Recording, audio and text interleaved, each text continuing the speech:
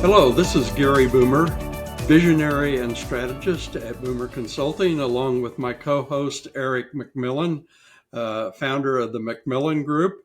Our topic today is going to be one that's been around for a long time in the accounting profession. We're going to talk about patch management. Eric, you want to give us a little bit of history on patch management and what you see going on in firms today? Patch management. Again, it's been around since we've had computers, and the vast majority of our firms are still doing it wrong. Not just the accounting profession, though. I can say, honestly, banks, law firms, small business, uh, everybody's doing it wrong. One of the biggest things with patch management is our vendors release patches, not always just for security reasons, but also for stability or improve performance or additional features. The main ones that we're concerned with, though, are those security patches. Uh, we deal with what we call a vulnerability window. A vulnerability window is when a vulnerability is known and then the length of time it takes us to remediate it or patch it. Well, as soon as I'll use Microsoft releases their patches on Patch Tuesday, the bad guys get those as well and then start reverse engineering, trying to figure out, okay, what's the vulnerability? How do I write an exploit to take advantage of that vulnerability? Well, in the days of old, the dark ages of the late '90s, early 2000s, that would take them a good amount of time. We were generally seeing a vulnerability window that was open for about 2 to 4 weeks. Gave us plenty of time then to roll out our patches. Well, now what we're seeing with better software tools, AI is going to speed this up even more, is we're seeing vulnerability windows of 1 to 3 days. So basically, from the time Microsoft releases that, we only have from 24 to 72 hours until some bad guy is going to come up with an exploit that he can use against us. And to make this even worse, I just read an article yesterday. The number of 0 day exploits that or 0 days, that is, we know that there's a vulnerability, but the vendors haven't released a fix for it. That number is rising. So that vulnerability window shortening the way it has, and then the number of 0 days that are coming out have compounded to make it where excuse me, we need to be getting our patches deployed on those systems as quickly as possible, as well as having our other layers of security in there. But patch management, again, one of the easiest remediation techniques that we can use, but it's one that we have the most problem with. Well, I'll just give you an example from when I was a partner in a firm, and I hear this in many firms is, during the busy season, particularly, we don't want anything to change. And uh, I'm now talking about tax software patches as well as security patches. So this has become much more complex in most firms. And I've even heard that we can't have our system down anytime during the 24 hours because we have some partner that comes in at 5 a.m. or 3 a.m. or they now with remote workforce, it's even 24 hours because we may Mm-hmm. have employees working uh, internationally. And so it's virtually a 7 by 24 situation. Talk about that a Ye- little bit. yes, that's probably one of the reasons that I have hair like I do and not like you, Gary, is I continually hear that from partners. We can't afford to be down for a 2 or 3 hour maintenance window.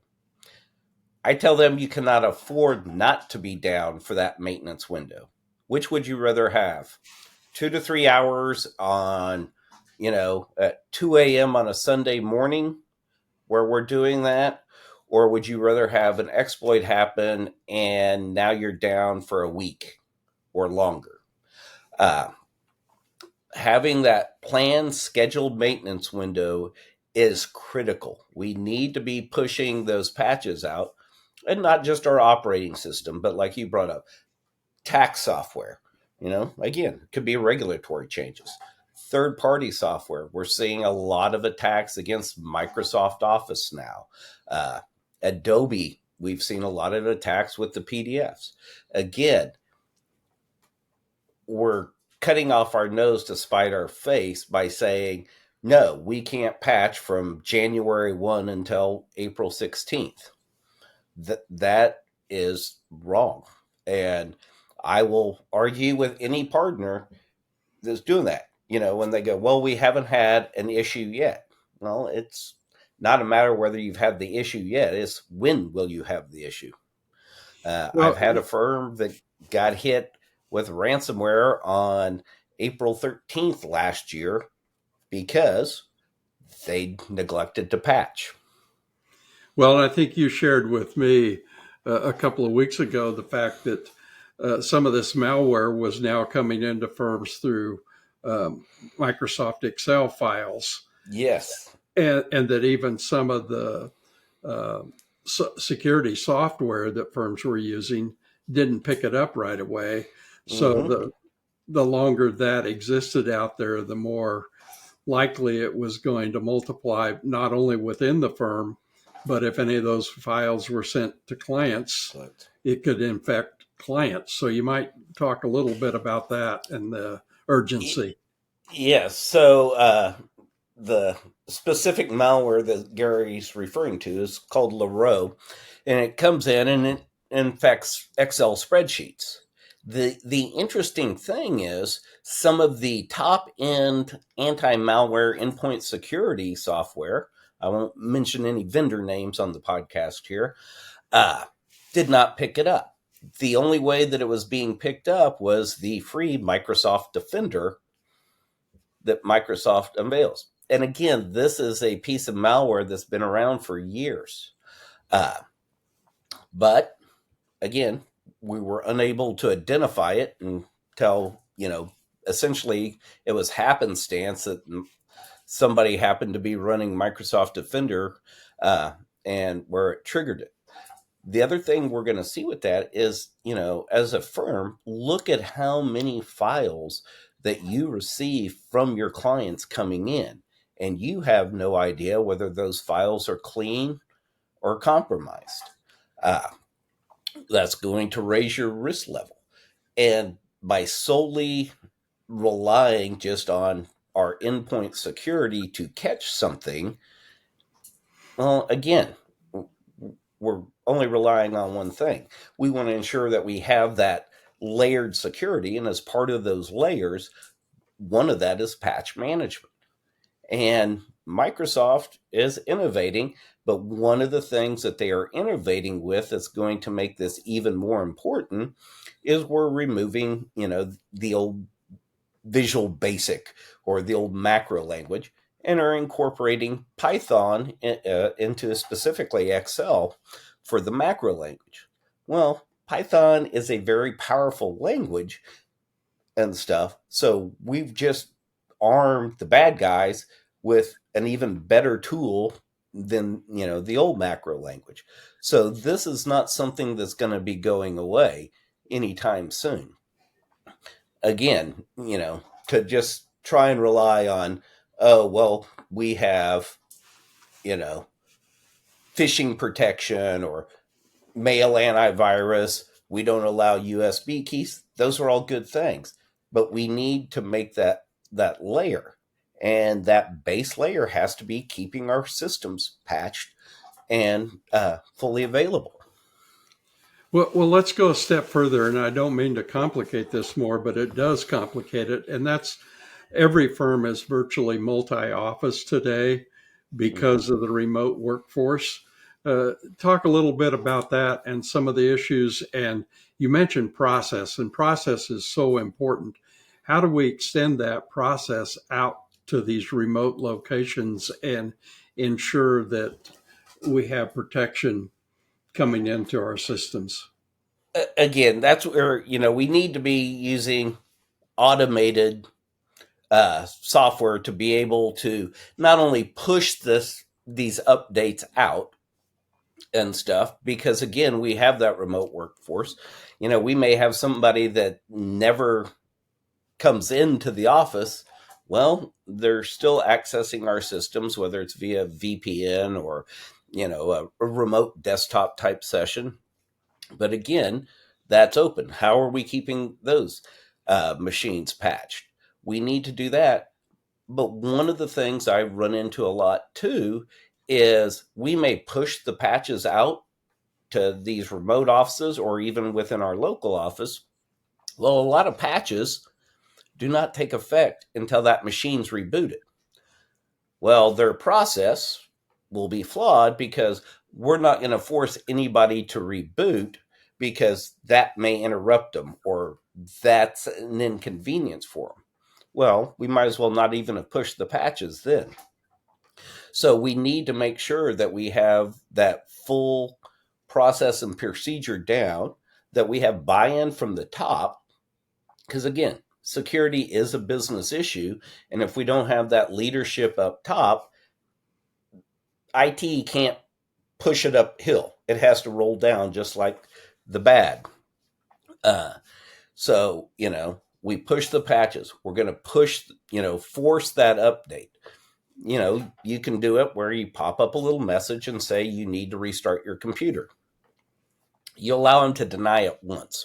After that, then you just kind of say your computer will reboot in, 120 seconds or 3 minutes. Please save all your work. Yes. Is it an inconvenience? It is, but it's nowhere near the inconvenience of having a compromised machine on the network. Well, when you talk about compromised machines, people are using different computers in these remote environments. What's your policy and procedure or suggestion here for firms with regard to machines used in remote environment? Who should own them? What regular or what rules and Yes. policies should you have? We saw this especially back during the COVID days, but the only thing I want touching my network, especially my production network, is something owned and controlled by the firm. It's going to have my configuration, my software, and be updated. I've seen cases, excuse me, allergy season here in Texas. Yes.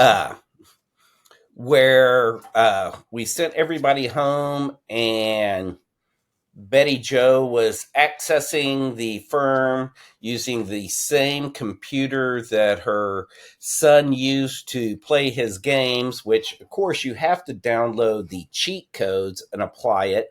Well, a lot of those cheat codes happen to also be infected with malware. And so now that same machine is attached to my production network, and I have no idea what is on there or who is actually controlling it. I'll hear, well, they only connect via VPN. Well, that's good. The traffic from that machine to your machine is encrypted. But if I'm capturing all the keystrokes or anything like that on that one, I may have that VPN password. But that VPN is just like a local network connection, just slower.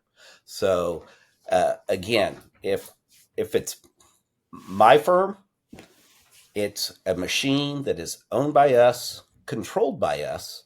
So for patching, firewalls, security updates, everything,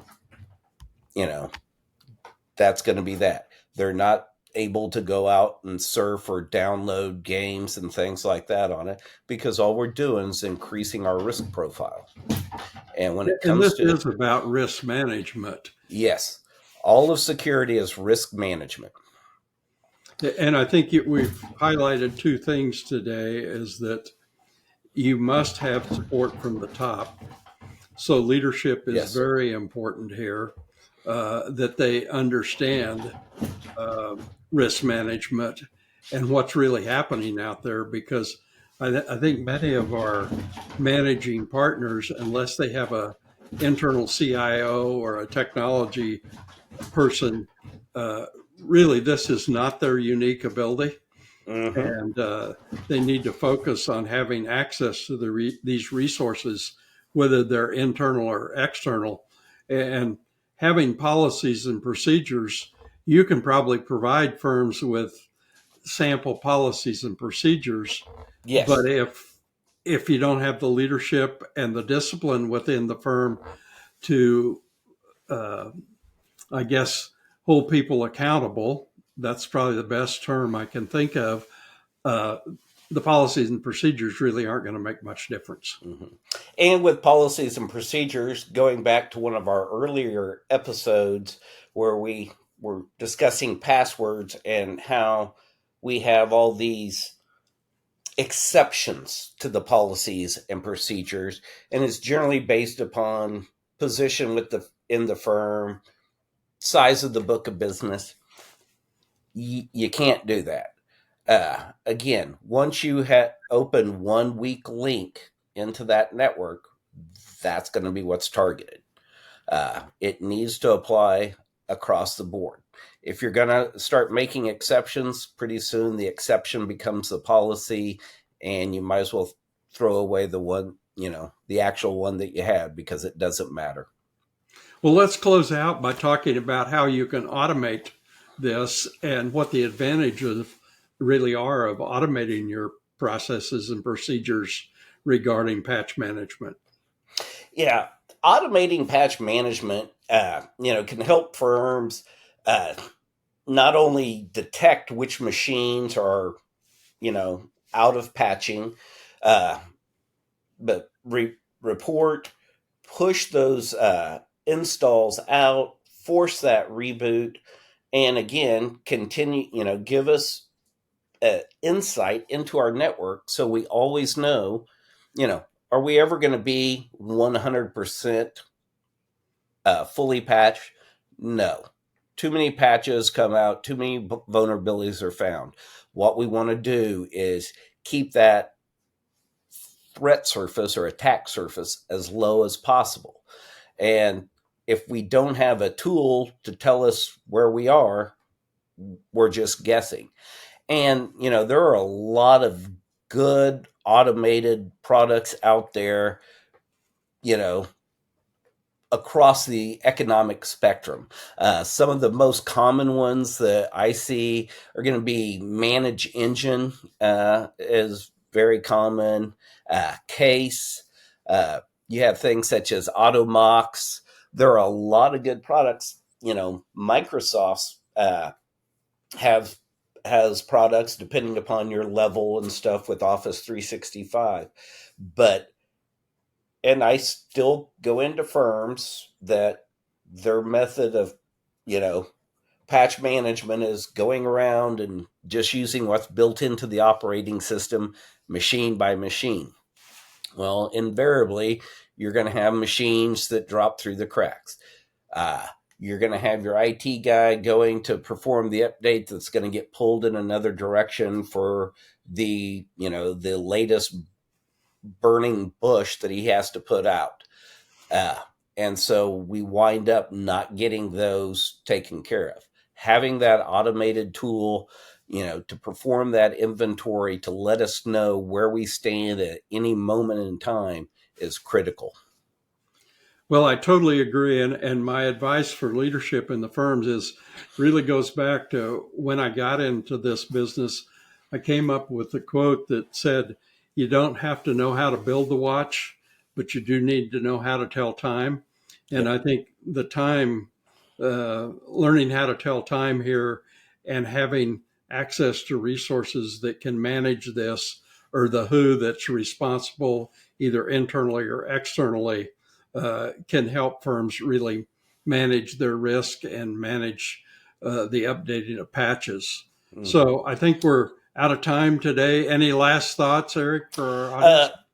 The one last thought that just came to me was there are going to be times, especially with our third-party software, where we're not able to install a patch because, okay, that specific piece of software will break if we do it, and it's business critical. Again, that automated tool, we're going to know that that machine is at risk, so we can take other mitigating factors to wrap around it and protect it.